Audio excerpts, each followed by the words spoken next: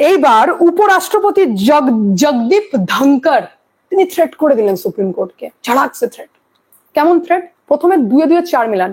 আমি আপনাদেরকে বলেছিলাম যে দেখুন, মঙ্গলবার দিন কিন্তু হঠাৎ করে রাত্রি 8টার সময় প্রধানমন্ত্রী রাষ্ট্রপতির সাথে হঠাৎ করে দেখা করেছেন, যেখানে কি সাবজেক্টে ডিসকাস, কি ব্যাপার, কি এজেন্ডা কিছু জানাননি, অথচ এনারা জানান কিন্তু জানাননি।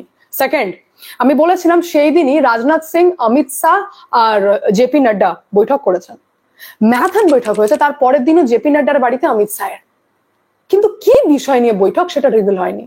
বোঝা যাচ্ছিল যে দেশের মধ্যে বড় কিছু হতে চলেছে, কিছু প্ল্যানিং চলছে।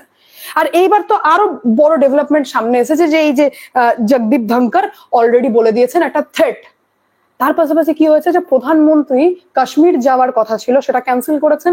আর অমিত শাহ তো 7 দিনের যা কর্মসূচি ছিল সবই রদ করে দিয়েছেন, বলছেন কোনো কর্মসূচি এখন হবে না, 7 দিন যা যা প্রোগ্রাম ছিল সব ক্যান্সেল। কালকে আমি বলেছিলাম যে এটাকে নিয়ে এটা আকাশ কুসুম ভাববেন না যে হয়তো প্রেসিডেন্ট রুল জারি হচ্ছে বা কি কি ঘটছে, কারণ দেশে আমাদের এখন বড় বড় মুদ্দা আছে। ফার্স্ট অফ অল ডেফিনেটলি এটা মানে অস্বাভাবিকও নয় যে প্রেসিডেন্ট রুল জারি হওয়া, কারণ বাংলাদেশকে নিয়ে এখন একটা বড় সড়ো ঝামেলা চলছে, যেখানে বর্ডার এরিয়া নিয়েও বড় সড়ো কিছু ডিসিশন সেন্ট্রাল গভর্নমেন্ট নিতে পারে, কারণ কিছু ঐতিহাসিক হতে চলেছে। আর তারই মধ্যে এই উপরাষ্ট্রপতি জগদীপ ধনকর থ্রেট করে দিলেন। কি থ্রেট করলেন? থ্রেট করলেন যে আর্টিকেল 142, যেটা গণতন্ত্রের শক্তির বিরুদ্ধে একটা নিউক্লিয়ার মিসাইল। বুঝুন তাহলে সুপ্রিম কোর্টকে নিয়েও কি কিছু ঘোরানো বা কিছু চলছে? কারণ আমি একটা হাই ভোল্টেজ মামলা আপনাদের সাথে ডিসকাস করেছিলাম, সেই হাই ভোল্টেজ মামলাটা একবার ছোট্ট করে মনে করিয়ে দিই, তারপর আমি যাচ্ছি। যেখানে তামিলনাড়ু রাজ্য সরকার ভার্সেস রাজ্যপালের মামলা ছিল, যে মামলাটি যে বেঞ্চ রায় দিয়েছেন তিনি হচ্ছেন বিচারপতি জেবি পাড্ডিওয়ালা, বিচারপতি আর মহাদেভান। কি জানিয়েছিলেন? বলেছিলেন যে আইনি সভায় পাস হওয়া বিল নিয়ে 3 মাসের মধ্যে রাষ্ট্রপতিকে সিদ্ধান্ত নিতে হবে।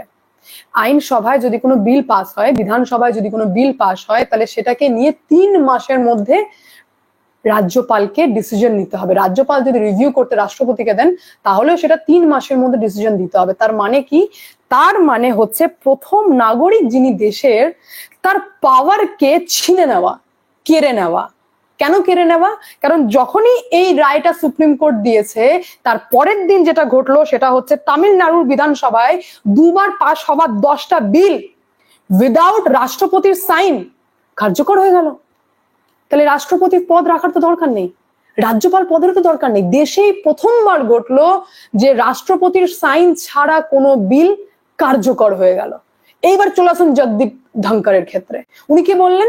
যে আর্টিকেল 142 গণতন্ত্র মানে গণতান্ত্রিক শক্তির উপর নিউক্লিয়ার মিসাইল। কি বলছে আর্টিকেল 142?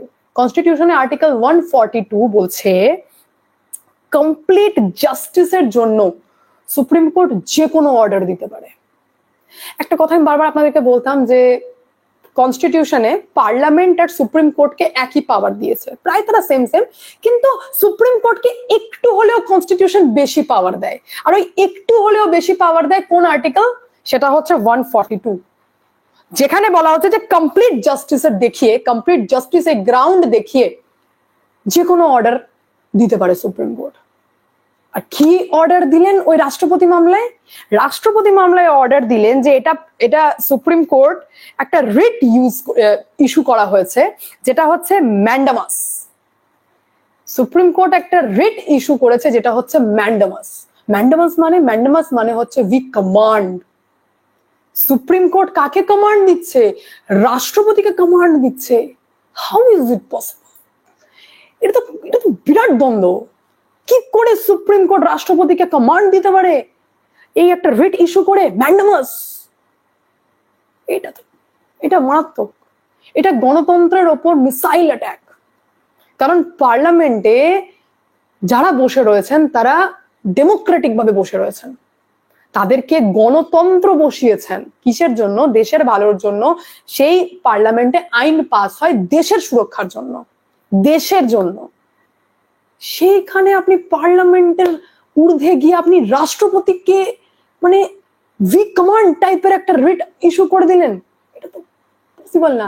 সুতরাং এই যে এত কার্যকর গুলো, এই যে অমিত শাহ ক্যান্সেল করলেন, হঠাৎ করে প্রধানমন্ত্রী মিটিং, এটা কিন্তু এই জুডিশিয়ারি ক্ষেত্রে হতে পারে যে বিরাট বড় কিছু চেঞ্জেস, বিরাট বড় কিছু অ্যামেন্ডমেন্ট, কিছু কিছু কিন্তু ঐতিহাসিক একটা ঘটতে চলেছে।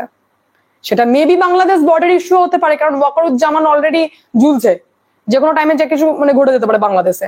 বর্ডার ইস্যু সমস্যা তো মুর্শিদাবাদ মালদাকে নিয়েও চলছে, আর তার মধ্যে রাষ্ট্রপতিকে বিরাট অসম্মান করে দিল সুপ্রিম কোর্ট, মানে মারাত্মক অসম্মান করে দিল সুপ্রিম কোর্ট। এটাকে নিয়ে তো চুপ করে থাকা যাবে না, এটাই হচ্ছে মেন জায়গা। আই হোপ আমি আপনাদেরকে ডিটেলস ক্লিয়ার করতে পেরেছি। আপনাদের মতামত কমেন্টের মাধ্যমে জানাবেন। আমি এখানে এন্ড করি, দেখা হচ্ছে নেক্সট ভিডিওতে। ভালো থাকবেন, সুস্থ থাকবেন, সঙ্গে অদ্বিতীয় চ্যানেলকে অবশ্যই সাবস্ক্রাইব করবেন, কারণ যা হবে স্পষ্ট হবে।